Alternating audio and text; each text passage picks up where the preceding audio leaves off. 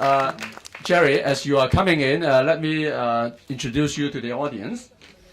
Um, Jerry Kammer started his journalism career in the 1970s, working for a paper in Navajo Indian Nation in the state of Arizona. Wow, apparently he has great difficulty coming in because so many people in the hallway. Hi, Jerry. Please take a seat. Yeah. Let me continue on, introduce you. Now, in his journalistic career, I think one of the big things that he did was investigative journalism. As you can find, I think, his information on our web. Now, one big story that he did was he found out, he basically exposed a scandal in which a congressman sold his house at an inflated price to a defense contractor. And that sort of led to a serious expose about, I think, the corrupt dealings, right, between that congressman and the defense industry. And for this particular series of investigative stories, he won the 2006 Pulitzer Prize.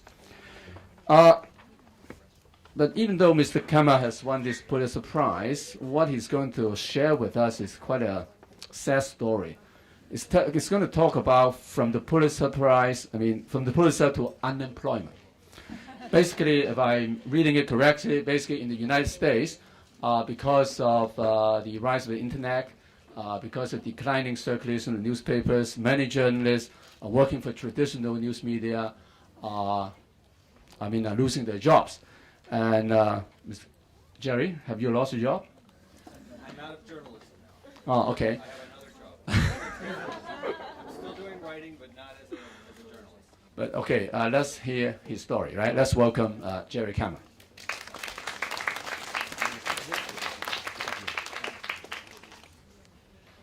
Son? Did I say that right?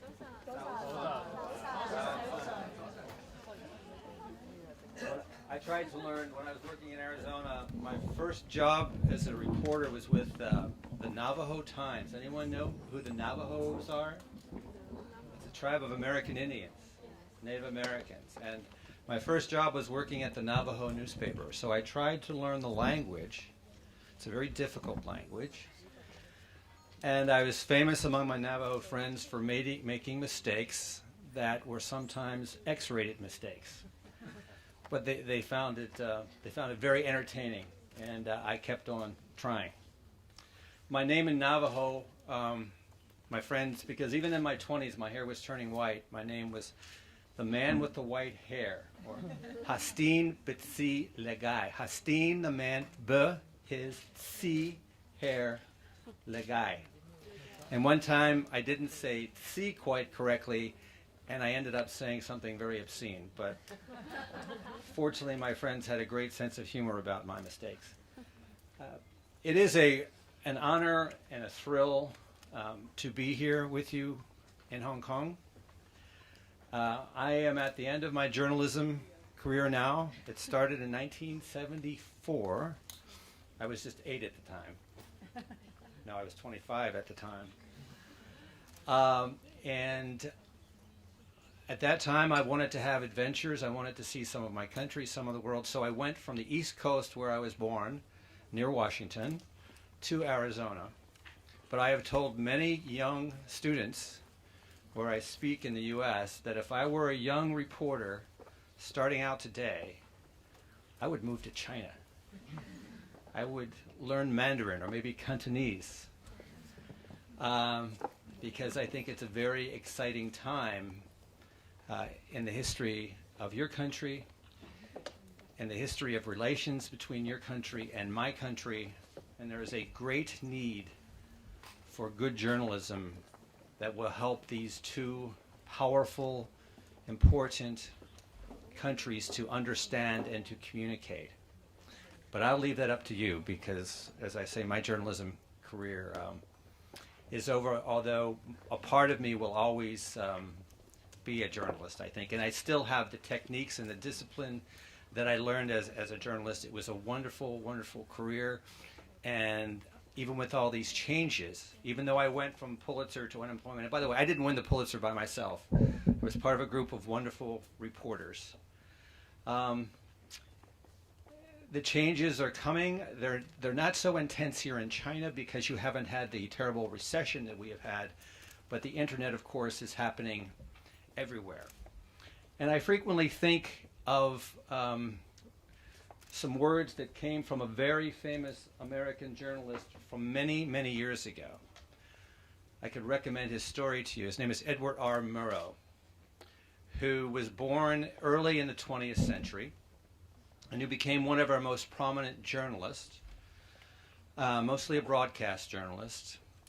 And in the 1950s, he was very concerned about the trivialization of television. If you know trivialization, the making small. He believed that television had a noble mission to inform and to educate and to enhance culture and life and understanding. And he thought that too much of it was going over to distractions, to gossip, to silly entertainments as he saw it. And he said something at that time that resonates today. He said that unless the people who run television found ways to imbue it, to inject into it human values of real concern and real importance, he said the television was nothing more than wires and lights in a box. And I think we could say the same thing about the internet.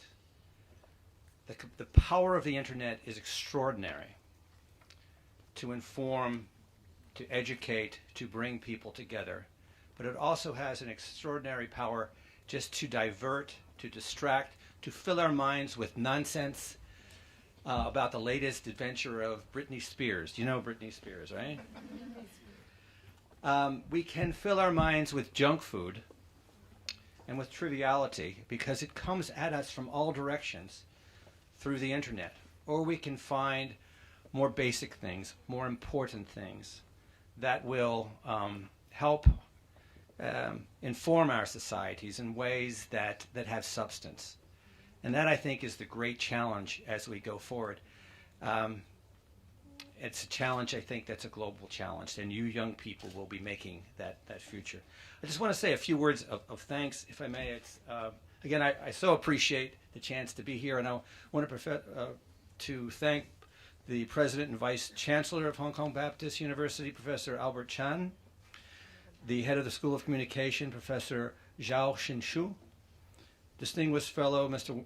Wayman Wong, and the head of the Department of Journalism, Wang Yu, the Master of Arts in International Journalism Studies Director, Mr. Victor Feng, the Associate Director, Ms. Robin Ewing, and I want to thank the people with whom I have worked most closely, Ms. Wong Sok-ling and Lawrence Chang. Lawrence has been wonderful. Without him, I would be pulling my hair out because he makes everything work, everything technical work, and he reminds me so much of a nephew that I have, or of the son of Dan Barr, who is right here with me. You guys have such tremendous talent with all things technical, and we old guys are just amazed and astonished. So we're ready to hand over the responsibility to you, and I'll go to a rocking chair somewhere. Let me see where to begin. Can we start the PowerPoint? There it is. Okay. I came here as a substitute for the gentleman in the middle there. Paul Giblin was originally invited. Paul won the Pulitzer last year, along with Ryan Gabrielson there on the right. They also are from Arizona, the state where I worked for most of my adult life. And Paul won the Pulitzer a week after he lost his job. And he is now working as a journalist, doing journalistic things with the U.S. Army Corps of Engineers in Afghanistan, writing stories there. Paul could not come, and so he said he suggested me, and I told him I will take him out to a very nice dinner next time I see him for suggesting that. Now, let me see. Can I pick up the microphone and walk with it?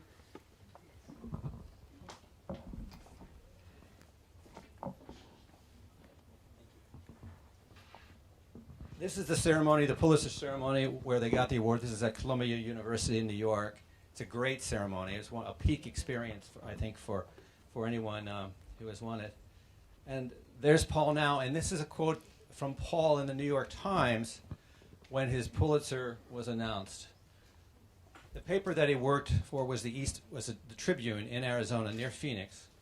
This is what he said. He was there for 14 years, had a great run, which means a great career. I made great friends and a few enemies, but then he became very stoic about what had happened to cost him his job. But things have changed, and newspapers are in a tough situation. We're all adults, and we can see that. So he was accepting his fate with great dignity. He's a wonderful guy and an excellent reporter, and I hope he gets back into the industry because he still has many, many years ahead of him to do good work. This is, do you know what country this is? Trying to figure it out. This is Arizona, way down here, near California. Some of you, does anyone know what famous geographical feature is in Arizona? Any student? Phoenix is famous, yes. It's the big city. It's the capital. How about it's a big hole in the ground? The Grand Canyon. There we go. Thank you. The Grand Canyon.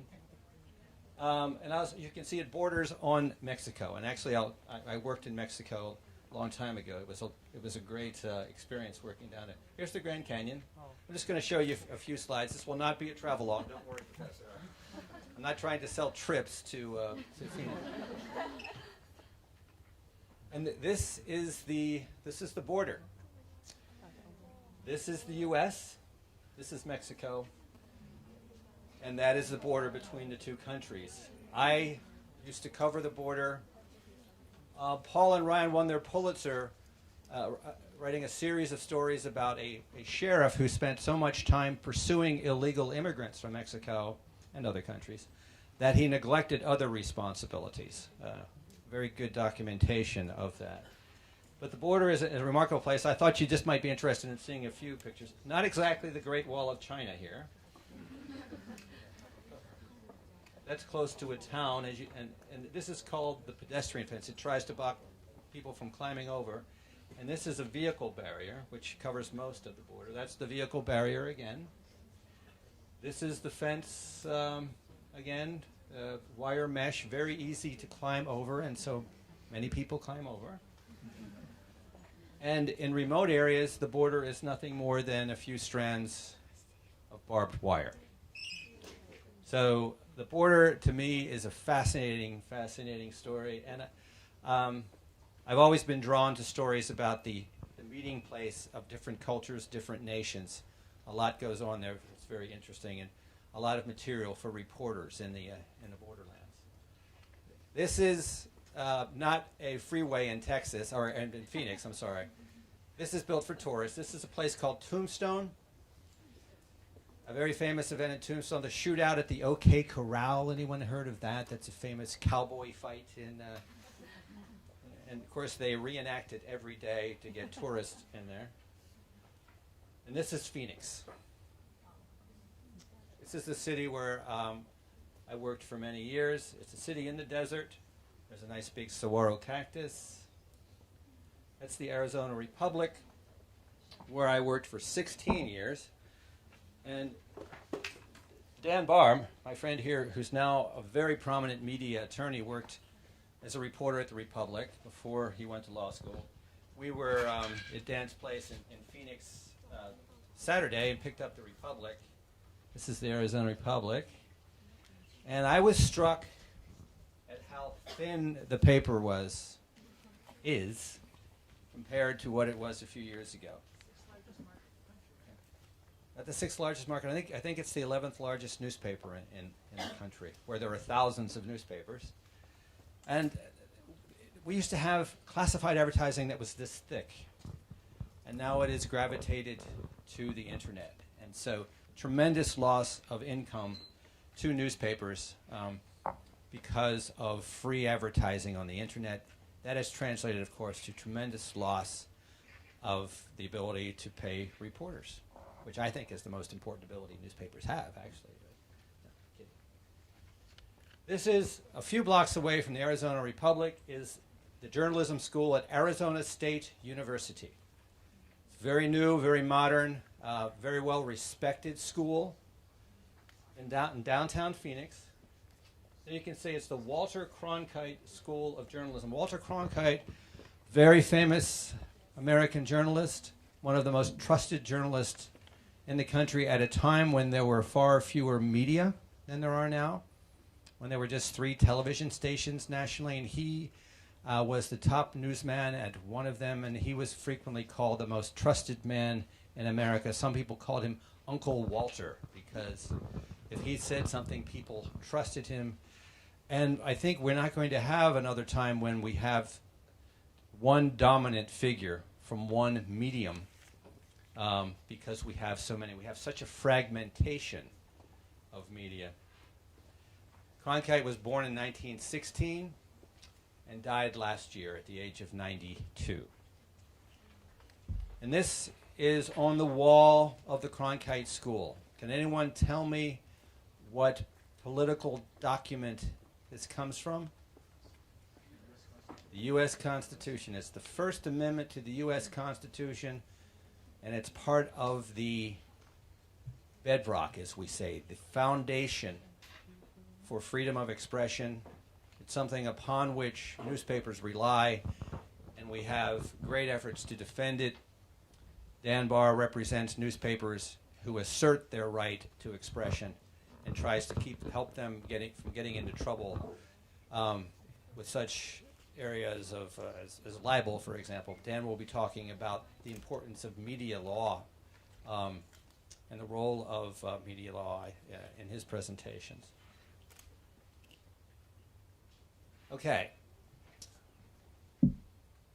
Wanted to shift gears just, if I may, very quickly and go to my text here.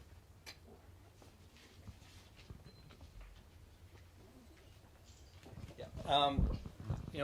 The topic going from Pulitzer to unemployment, not a cheery topic, but certainly my story and Paul's stories are not important in themselves. They're important only in the sense that they help illustrate what is happening to thousands of reporters in the U.S. and in other countries as the industry, as newspapers, as journalism undergo these great transitions. And I'm just going to give you very quickly, and can we go back to the map? Just real quickly, the story of, I'm going to talk about going from to unemployment. A little look at the career of one reporter. I was born here. Sorry. There you go. I could climb up there. There you go. Don't shoot it anymore. That way. There we go. Okay.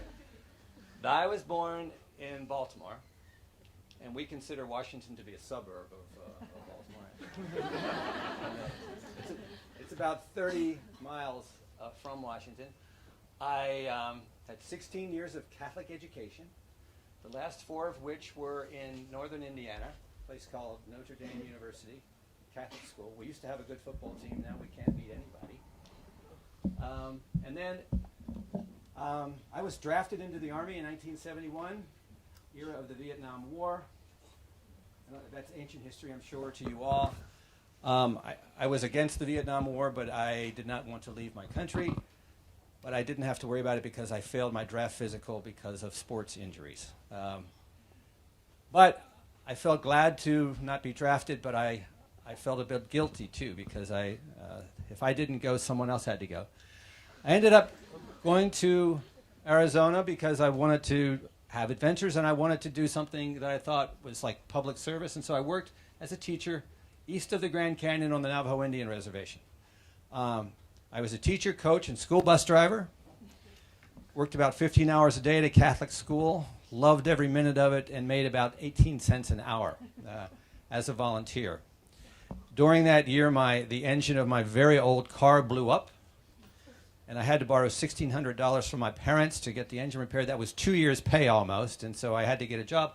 And I got a job working for the Navajo newspaper, and that got me into journalism and gave me my career. I ended up staying out in the area. I wrote a book. I went to graduate school here in New Mexico.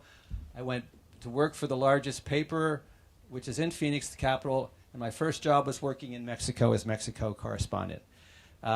Just fascinating job, and it was possible only because of a special skill, the ability to speak Spanish. And I think we're entering an age of specialization. I don't know if the rest of you agree, but the idea of being a generalist, just having general reporting capabilities, is not enough, it seems to me, certainly in the U.S. You need to bring an added value, a skill, certainly language skills, and I am astonished at your English language ability. It really humbles me to see how beautifully so many of you speak English.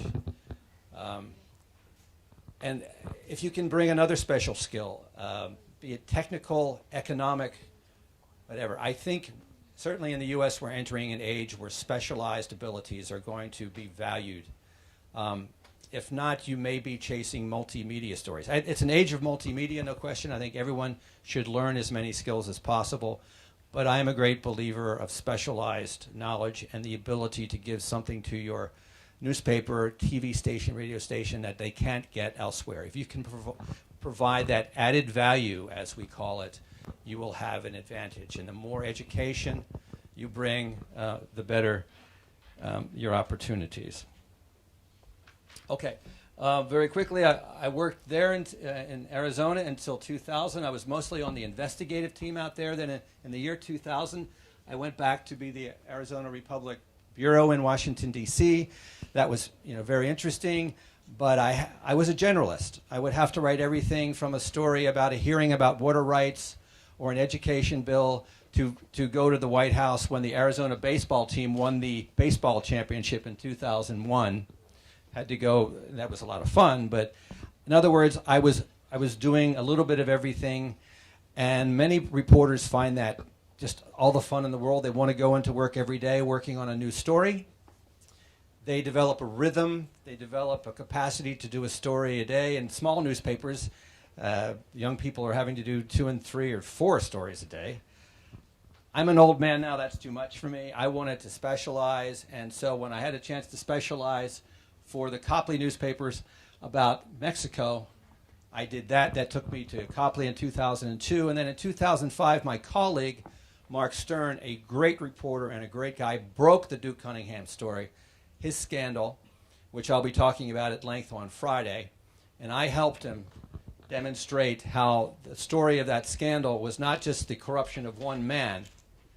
It was a systematic problem in our government based upon our system of campaign finance, where members of Congress have to raise hundreds of thousands of dollars, and they do it too frequently by doing favors for people who seek contracts from the government. And sometimes, as in the case of Cunningham, they end up crying at a microphone and confessing guilt. That's Duke Cunningham. He started out as a war hero because he was an ace pilot in the Vietnam War, and on the basis of that, he was elected to Congress. And here the subtitle is, we have here, The Extraordinary Saga of Randy Duke Cunningham, the most corrupt congressman, and then in big letters, ever caught. We suspect that there may have been other congressmen who took more than $2.3 million in bribes, as was documented in his case, but we don't know of any cases.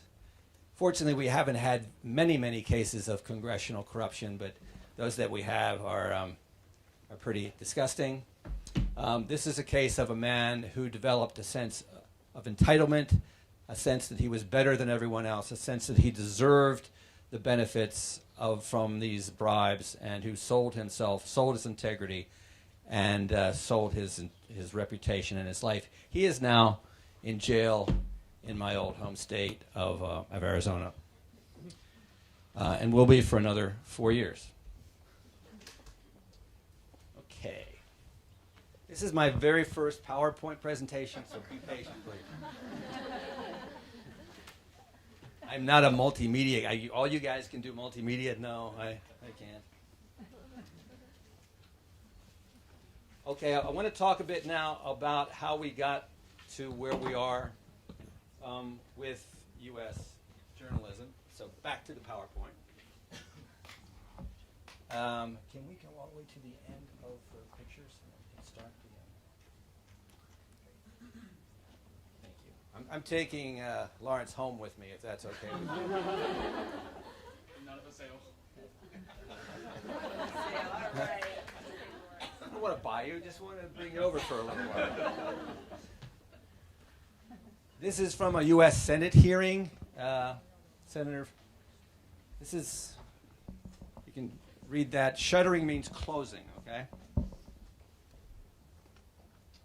This is the sad state that many people are worried about, not just people in journalism, mostly people in journalism, of course, but many people who are concerned about the way our system works, our society operates, and our check on the political system are worried about the loss of the capacity of newspapers to do work we used to be able to do because we had so much more money. This is a quote from the old days. The glory of the newspaper business in the United States used to be its ability to match its success as a business with self-conscious attention to its social service mission. Both functions are threatened today. Amen. And he wrote that in 2004. I think those of us who are a bit older will look upon the era of the 70s, 80s, and 90s as a golden age because we had a sense of mission. We really believed in accountability reporting, investigative reporting, watchdog reporting. Is that a term that's familiar to you? Watchdog?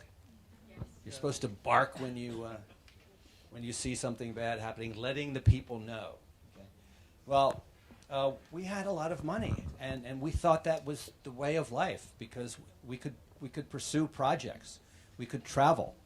We could spend money to enhance our investigations. I once spent several $1,000s of the company's money having linguistic analysis of a tape recording done by students and a professor at the University of California at Los Angeles, UCLA. Now the paper, the Arizona Republic, would not think of spending that kind of money because they are so tight with their money.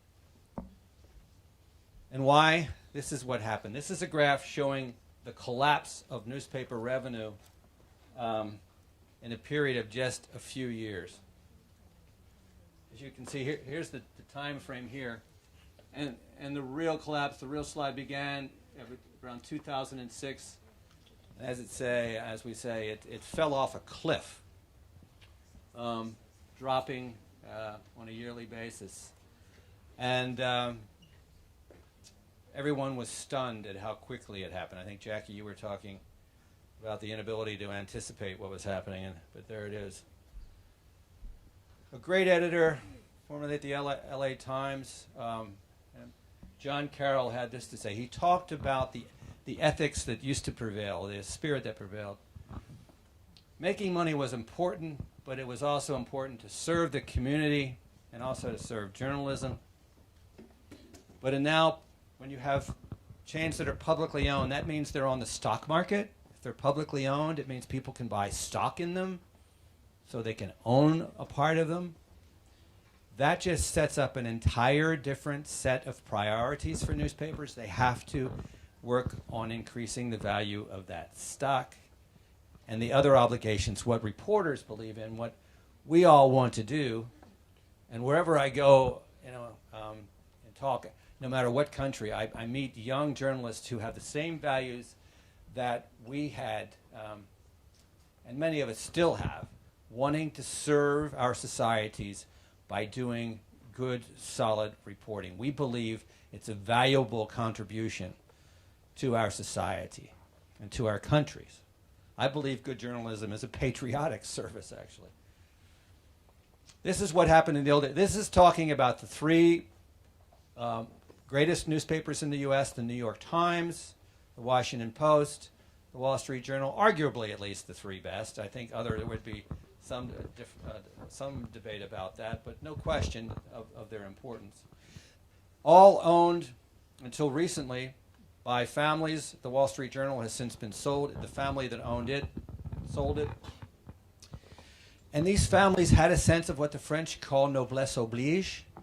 They had a sense that owning a newspaper was a public trust, that a newspaper was not like a widget factory to make profit, that it was doing something far more important. And this is still the case at the New York Times and the Washington Post, where the families who control the stock, who control the voting stock at least, are committed to that mission. And thank the Lord, as we say, that they are committed, because they are still excellent newspapers who are dedicated to doing the type of journalism that we all believe in.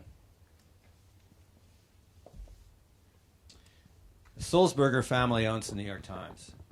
Iphigene, an unusual name, even in the U.S., was the daughter of the German immigrant who bought the New York Times, immigrant from the 19th century. And she grew up at a time when the family was beginning to develop the ethic that it still has. That profit is important. You have to make money to pay your bills, but it's not the most important thing. It's not the ultimate value. Make money, but don't always be determined to make more money, more profit by cutting costs. David Halberstam is one of the great journalists of the 20th century in the United States. He was a hero to many of us. Died in a traffic accident in California a few years ago. This is another statement about the importance of family-owned as opposed to corporate-owned. Many of the families, they were residents, they lived in their communities, they felt invested in their communities, they wanted the best for their communities. They did not squeeze every dime, as we say, from their newspapers. And they had this belief that profit was important but not the essential things. Corporations do not have that sense of social responsibility. Indeed, by law, the managers of corporations are required to maximize the value of the stock. That's their duty. So we have these two competing values, and that has been one of the primary tensions in U.S. journalism, especially over the past 10 to 15 years. Oops, that's a repeat. Here's John Carroll again, that great editor, talking about what journalists believe. This is what the reporters believe. And I think that was certainly true when I was reporting. We didn't think of it as a business. We recognized that there was a business side, but that was not our concern. We weren't working to help make a lot of money. We really idealistically were working to do good journalism. And I think now we realize how lucky we were to live in a system that made that possible. That system, of course, is under great threat. And here's, again, John Carroll talking about this entirely two different worlds. I mean, the corporate people look at the reporters, the editors who want to do good work, and they say, what, are you crazy? I mean, your job is to help us make money. And the journalists think, no, your job is to give us the ability to do great journalism. And there is this tension. Deborah, whom Deborah's not here right now, is she? Here. At the LA Times, was working with, I think she was there when John Carroll was there, wasn't she? And experienced that firsthand. John Carroll ultimately quit because he got tired of making the cuts that were demanded, the cuts in staff, the cuts in journalism. He got tired of saying, stop making good journalism, make more money, is what he was told. He said, no, I can't do that, and he quit. And that brings in mind a very famous quote from the Irish poet Oscar Wilde, who lived, I think, from 1850 until around 1900. A cynic is a man who knows the price of everything and the value of nothing. The price, the monetary value, but the higher value is now a cynic. Doesn't care about. I think we have very cynical management at many of our newspapers. And Russell Baker is saying, this is what it comes down to. And this is a good big difference between our societies. And I think that those who believe in capitalism all the way are missing something. Free market capitalism doesn't really work in newspapers. If all you want is to make money, if you don't have a social function ethic, to me you're just a shark out consuming. I worked for Gannett at the Arizona Republic, bought Gannett in 2000. It was one of the reasons I left to go to Washington. I wanted to get away from it all. And since this is a conference about Pulitzers, there is a good series on the internet. A man named John Temple did interviews with people who had been part of Pulitzer projects and are no longer in it. He did interviews with about 8 of us, with Paul Giblin, with Deborah Nelson. And this is actually something that I told him. When Gannett bought the newspaper, Gannett is based in, I don't have my map up, near Washington. They turned Arizona into a colony. And the purpose of a colony is not to serve the people who live there. The purpose of a colony is to make money for the home country.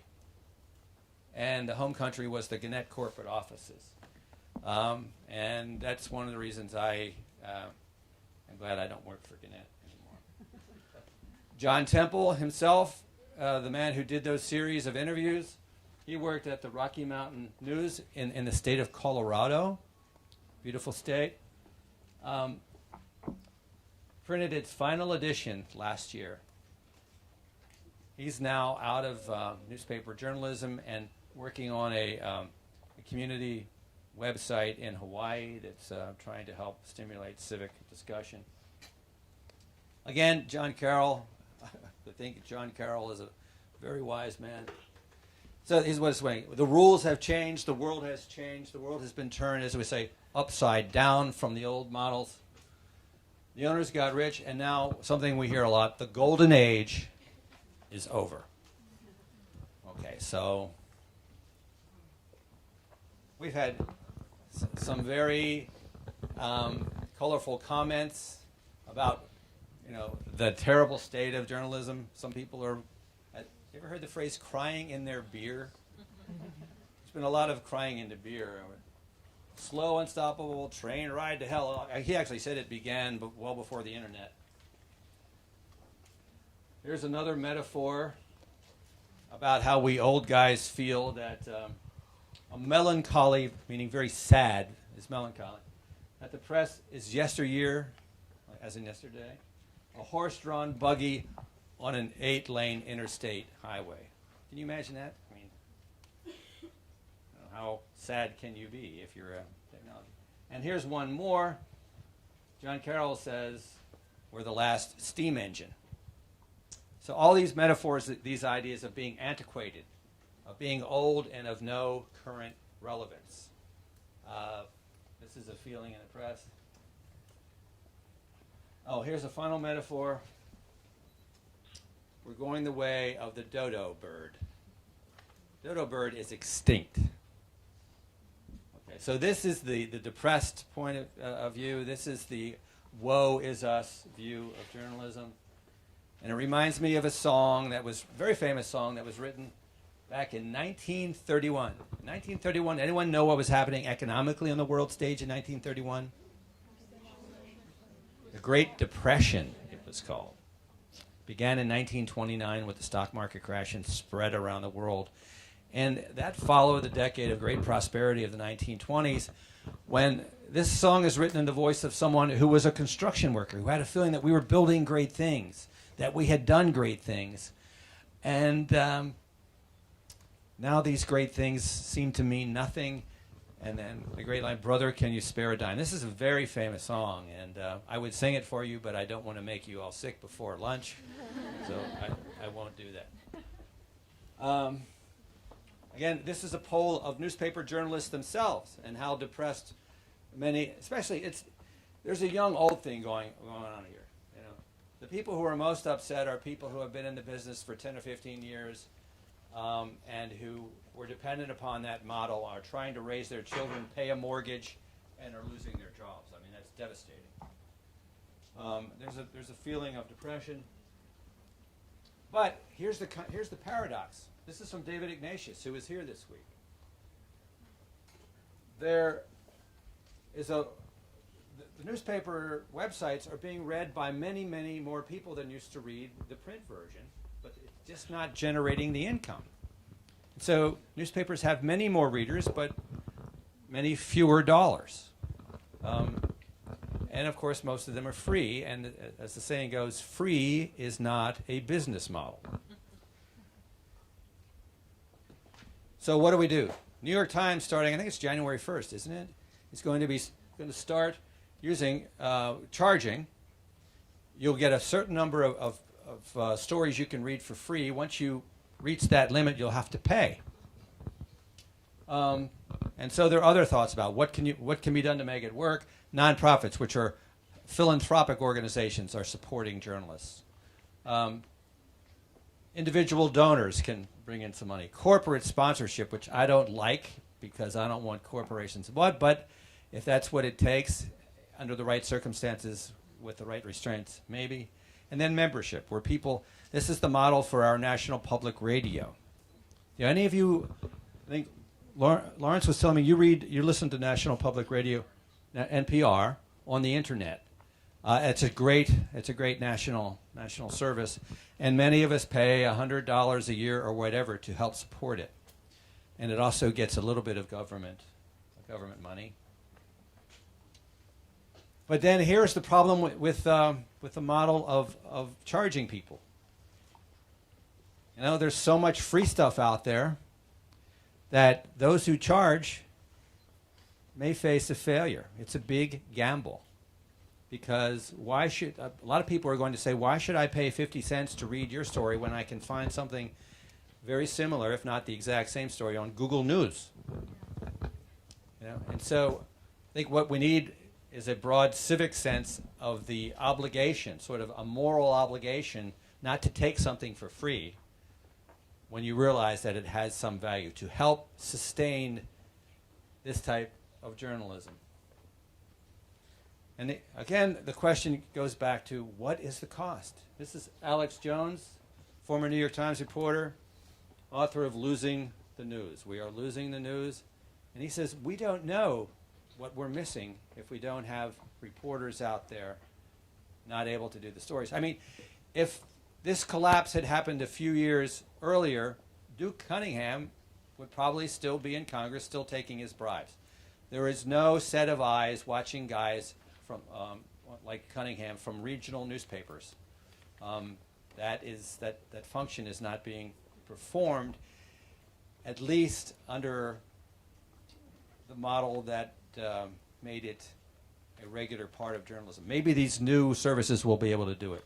Okay, now a lot of people are saying, okay guys, stop crying in your beers, stop feeling sorry for yourself, put away the violin with the sad music, stop the mourning, and this is M-O-U-R-N-I-N-G. English has so many homonyms, the words that sound like, of course, mourning means the grieving part of it with the U, and the wailing means the crying hysterically. We've got to get on to building things. Landowni, this is obviously a chaotic, unpredictable time. Only those who are able to creatively transform will survive.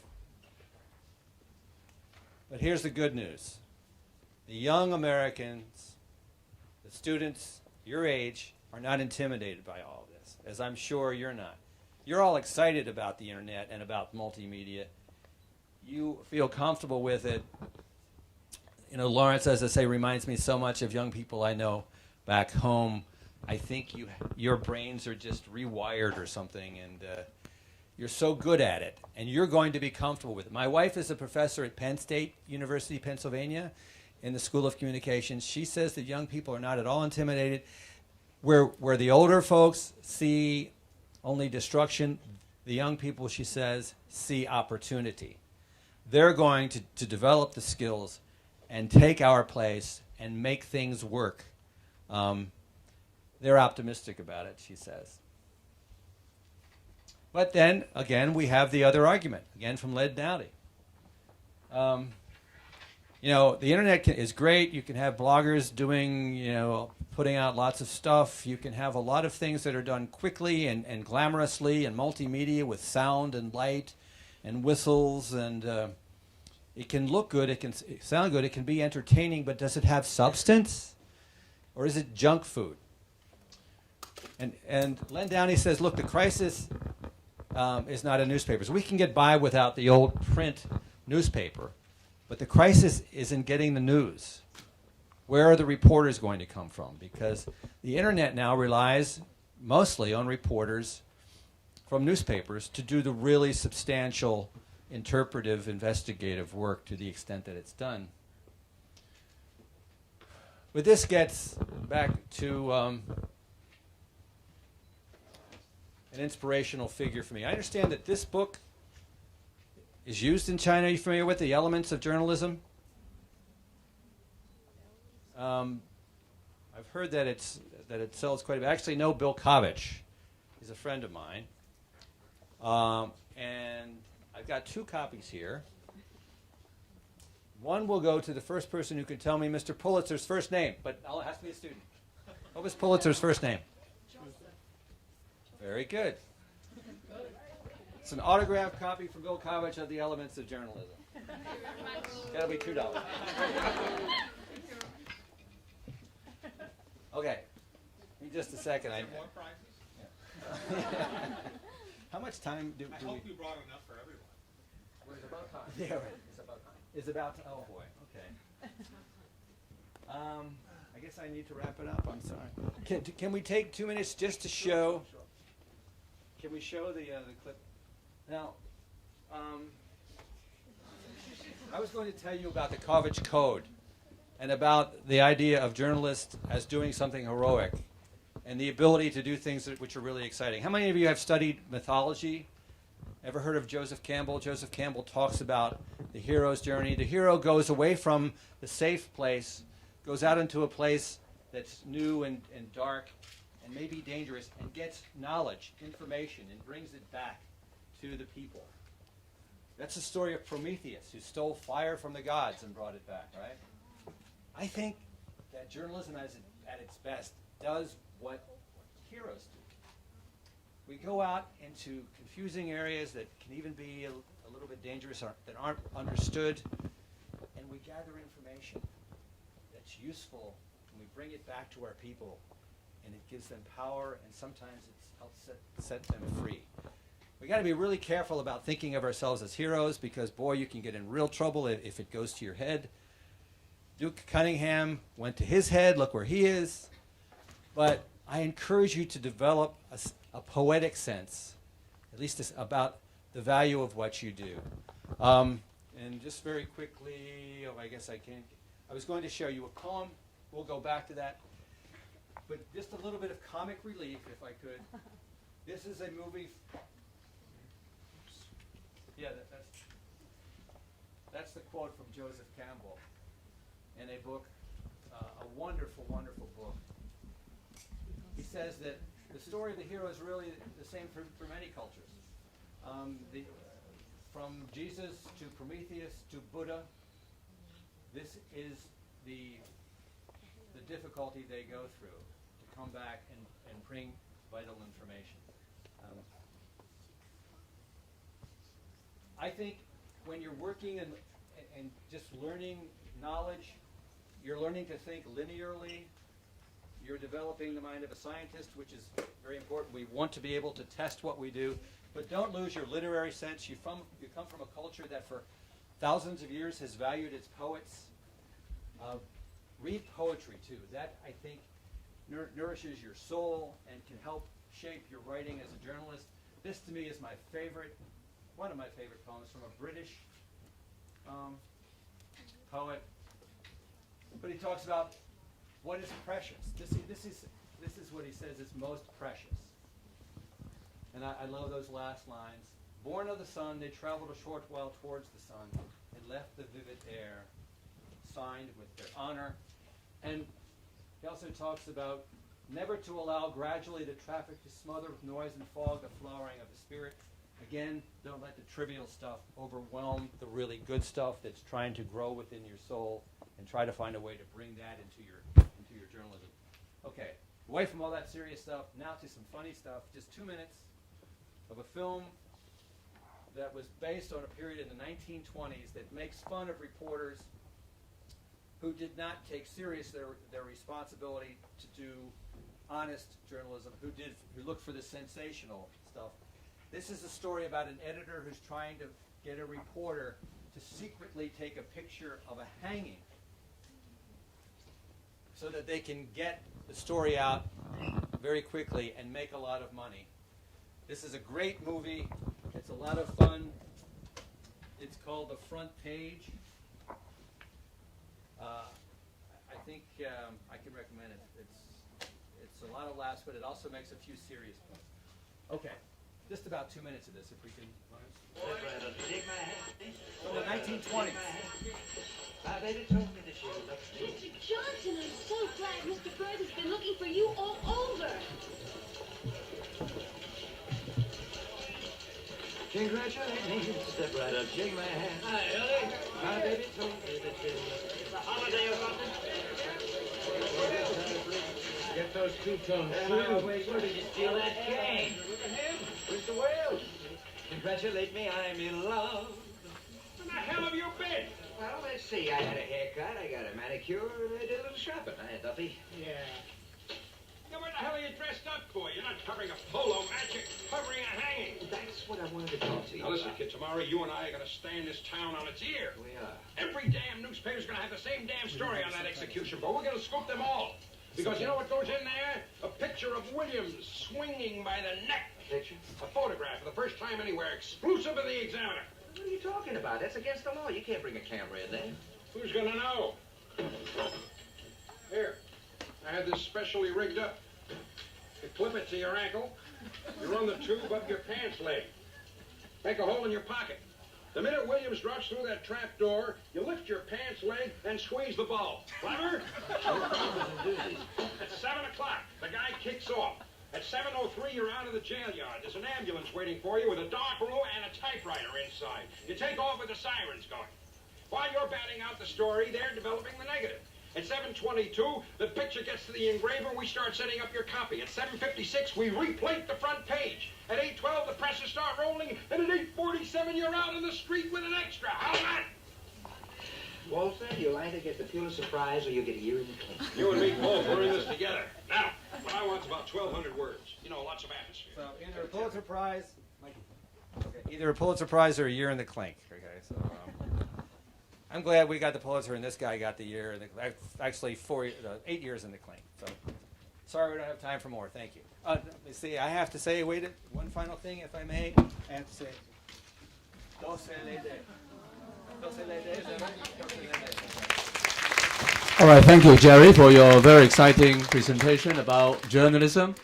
I think Jerry's message seems to be that, even though traditional newspapers may be declining, but we still need good journalism, right? And that's the future that I hope all of you will help to sort of continue to create. Now, any questions for Jerry? Any questions? Any questions? Question number 1, 2. Okay, I'll ask a question. Try to think of one, right? Now, I just like to share with the audience my experience, right? I had the good fortune of going to Germany in May this year, where quite a number of news publications are owned by non-profits. For example, Der Spiegel, the very famous international news magazine, is actually, I think, owned by the staff themselves. And I think in Germany, quite a few newspapers are also owned by non-profit-making foundations. I just wonder whether this is going to be something that will become more and more popular in the United States. First, I must say I'm not very knowledgeable about that. I do know that we've had for a long time the St. Petersburg Times has been owned by a nonprofit. That is certainly something that is being considered, and there are efforts to pass laws that would remove some of the tax penalties that would currently apply. The transferring of a large corporation sometimes involves very severe taxes. And but that is something that many people believe is part of the way to the future. I see. This law, yes, no question. Any questions? Now you can direct questions at both Professor Benesinski and Mr. Kemmer. I'm going to cry if I don't get one question. Yes. Microphones first. Hello, my name is Joy, and you mentioned in your speech that you said the tension between corporate supervisors and journalists, right? I studied business management in my bachelor, so I'm just wondering, isn't that another model of running like the newspaper of like saying being profitable is also can help the journalists in a way? Thank you for making that point. That's a very good point, a necessary point. I'm not against capitalism. I think newspapers need to make money. The question is how much? Is it always more? I mean, Gannett at the Arizona Republic was not... Most corporations are happy if their profit margins are 10%. When Gannett bought the Arizona Republic, it wanted 35%. See, I think that's obscene because they're taking money that could be used to provide quality journalism, and they're using it to maximize profitability. I think capitalism is a great system when it is capitalism that has a social conscience. Now, I'm not advocating an overthrow of the economic system in the United States, but I am saying that we have capitalism that has gone too far. We saw that with Wall Street, with the current collapse. This is capitalism without a conscience. Do you think Wall Street Journal does a really good job in terms of because from what I know, they're kind of the only one that the online subscriptions is really going up and that they are making profits? The Journal's able to do that. The Journal has a very specialized audience that's very affluent and willing to pay. The New York Times is trying that. I think what we're seeing is a polarization. I think those at the top are going to survive, but we're going to have many below that who won't be able to survive.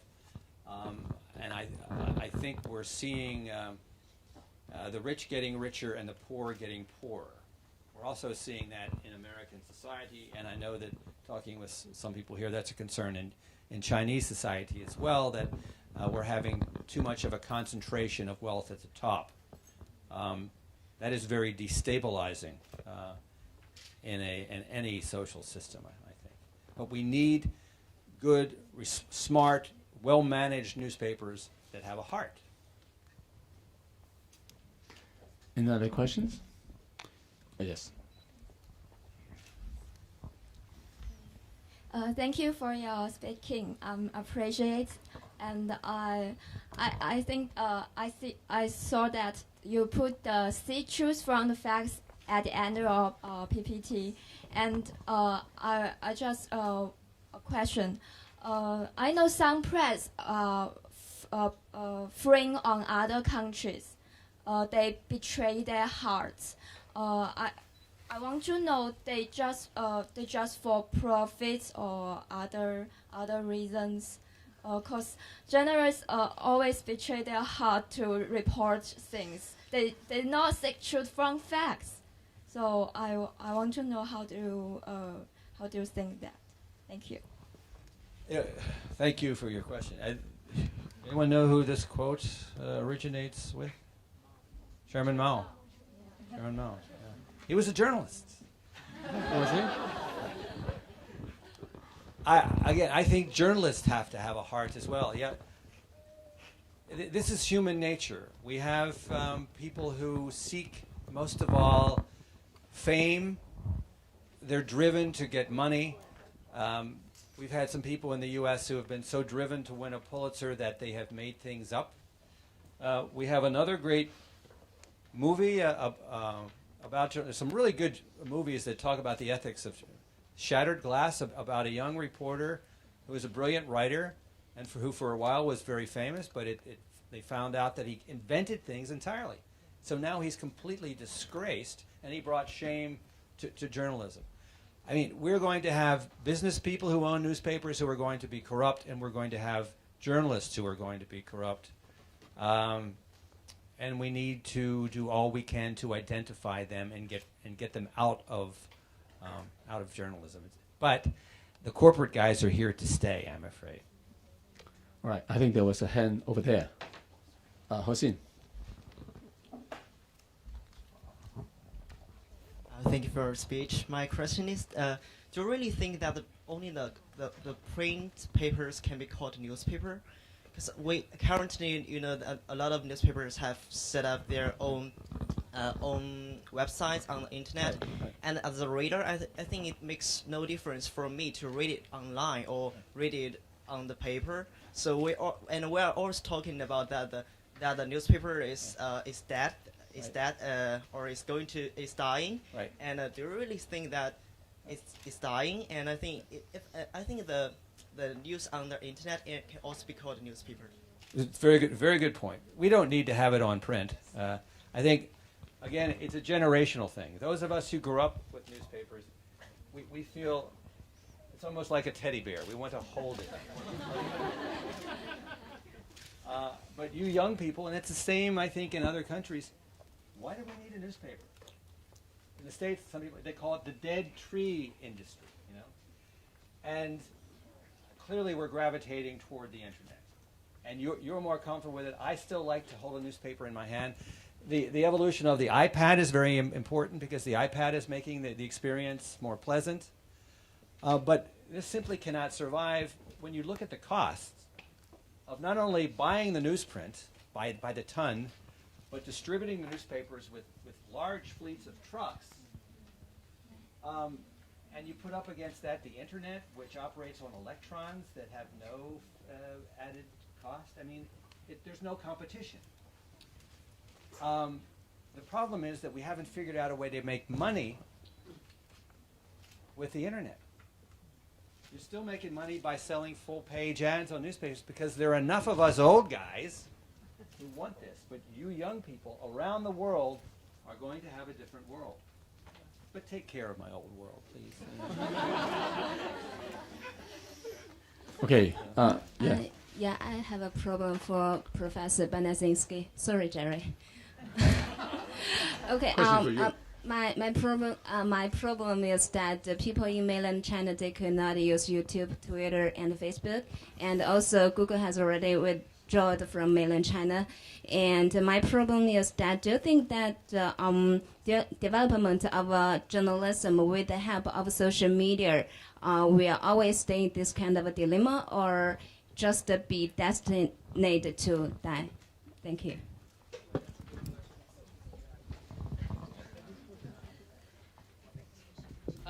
That's a really, really good question. I've worked a lot in mainland China. I've been there 9 times working with newspapers there. And I know that the challenge there is that government philosophy and laws create a different climate. I can't help but think that that's going to end at some point. I don't think that the force of the internet is going to be denied by anybody at some point. Maybe North Korea.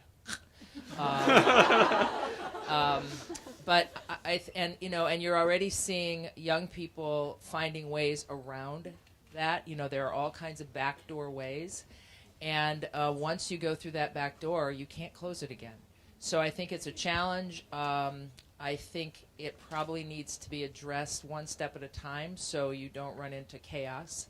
But you're going to find a way for the internet to reach across those boundaries sooner rather than later. But do you think that this problem could only be solved with the very extreme political reform? I think extreme political reform might come after extreme technological revolution. Okay, thank you. Let me give you one example. A lot of people equate what's going on right now with the press to the same thing that happened when Gutenberg invented the Bible. And before the Gutenberg press, the church owned religion, and the church owned all of the information about religion. The church owned the right for people to have access to their own language and therefore their own relationship with God. Once the Bible was printed on the printing press and got into the hands of the masses, the church itself had to change its way of doing things. I'm not saying that's good or bad. That's just the way it happened. And I think we're in the exact same era. I think this is the 21st century version of the Gutenberg press. Okay, thank you. Any other questions? Yeah, over there.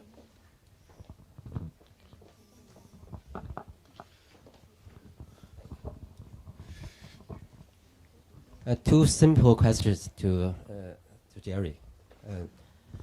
The first is: do you believe the family-owned newspapers will be in survival in the future?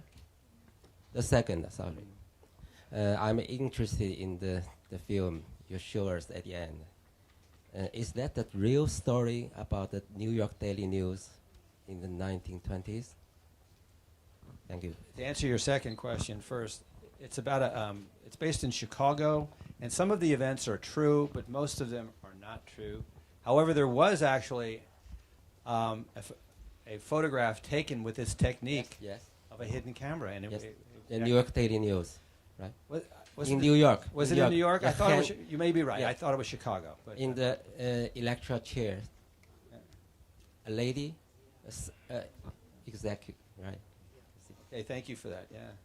Your first question is so important. I think that if the New York Times became a Gannett-type corporation where the stock value is the driving concern, it would be a tragic loss.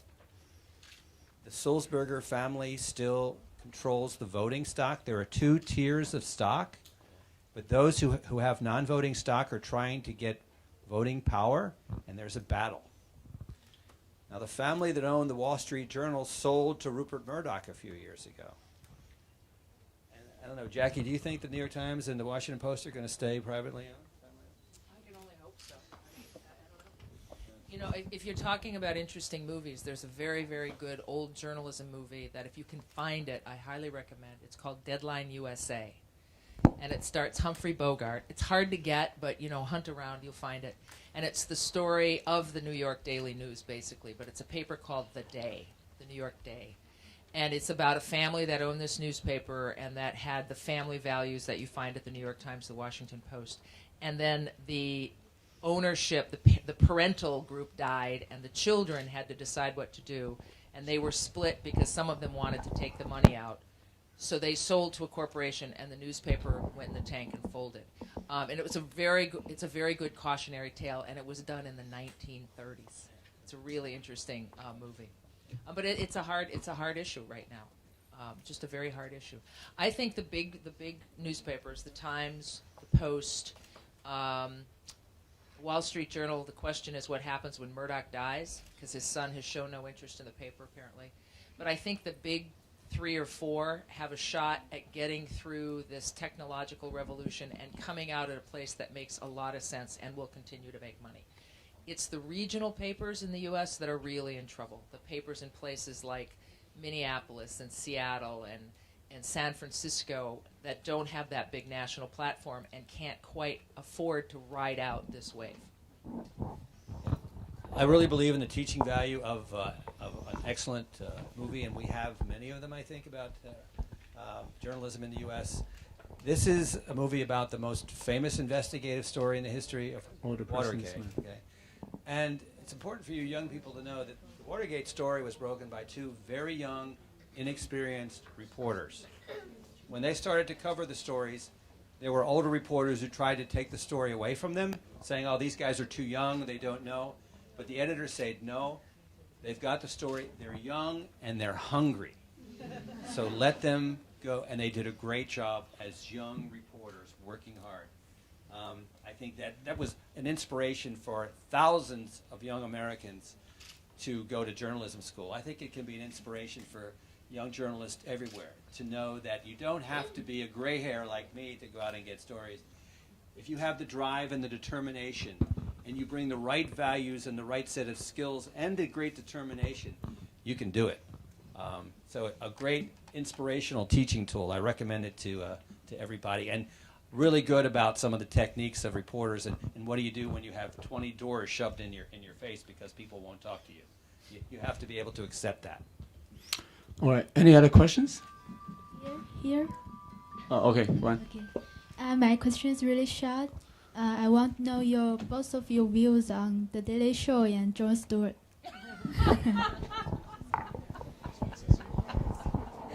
Oh, Jon Stewart and The Daily Show. I love him. I mean, he's so entertaining and so smart. Are you asking what my views about whether or not what he does is journalism? Yeah.